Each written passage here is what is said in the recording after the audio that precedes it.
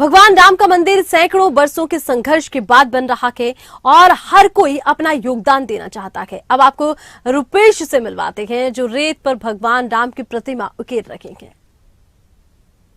जहां भक्तों का उत्साह देखने को मिल रहा है तो वहीं दृश्य जो है अलग अलग देखने को मिल रहे हैं। इस वक्त मैं लता मंगेशकर चौक पर मौजूद हूं और आपको दिखाना चाहूंगा सैंड आर्ट से बेहद ही खूबसूरत राम जी बनाए गए हैं और प्रभु राम के साथ साथ हनुमान जी और एक और प्रधानमंत्री मोदी और योगी आदित्यनाथ जी का यहाँ पर बनाया जा रहा है। रुपेश जी क्योंकि इसका निर्माण कर रहे हैं। रुपेश जी,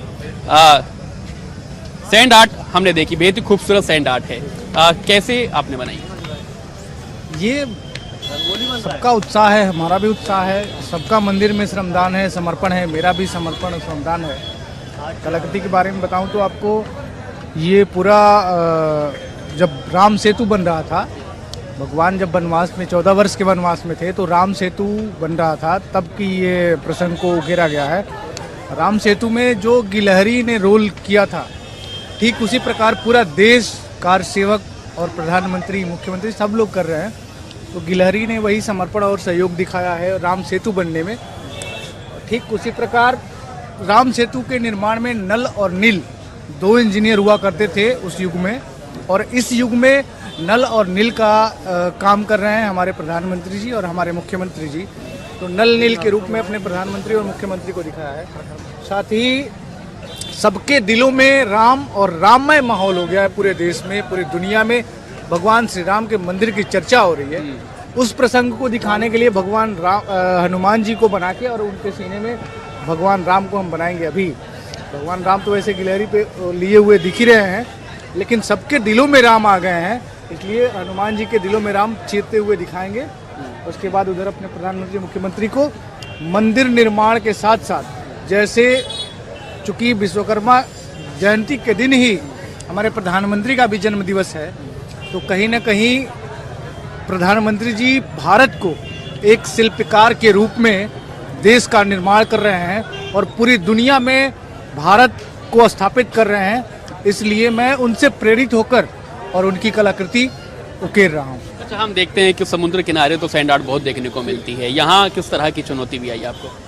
देखिए, चुनौतियाँ कहें तो मैं पिछले 8 सालों से लगातार समसामयिक घटनाक्रम को लेके काम कर रहा हूँ। पिछले 5 सालों पहले यहाँ दीपोत्सव में मैं आया था और दीपोत्सव में मैंने भगवान राम से वन आगमन के चित्रण को उकेरा था।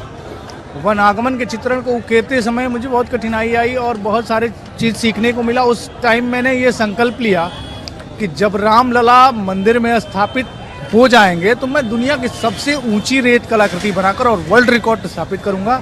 वो ऊंची रेत कलाकृति भगवान राम के सभी जीवन के सारे प्रसंगों को उकेर कर और 108 फुट ऊंची रेत कलाकृति बनाऊंगा। स्पॉन्सर की तलाश में हूँ, इसीलिए मैंने दाढ़ी और बाल बढ़ा रखे हैं कि जब तक वर्ल्ड रिकॉर्ड बनाऊंगा नहीं, जब तक भगवान के राम के जीवन के सारे प्रसंग को रेत पर नहीं उकेरूंगा, तब तक दाढ़ी बाल नहीं बनाऊंगा। संकल्प ले लिया आपने? जी जी जी जी, मैं कोई सरदार और बाबा नहीं हूँ, मैं एक अध्ययनरत छात्र हूँ। अभी भी वाराणसी काशी विद्यापीठ से मास्टर ऑफ फाइन आर्ट का छात्र हूँ। और ऐसे रहते कहाँ हैं आप? वाराणसी रहते हैं, वाराणसी ही पढ़ते हैं। अयोध्या तो आते जाते रहे होंगे, किस तरह से बदली अयोध्या आप? अयोध्या को अब दुनिया के नक्शों पे देखा जा रहा है, पूरा दुनिया जिसको सर्च कर रहा है।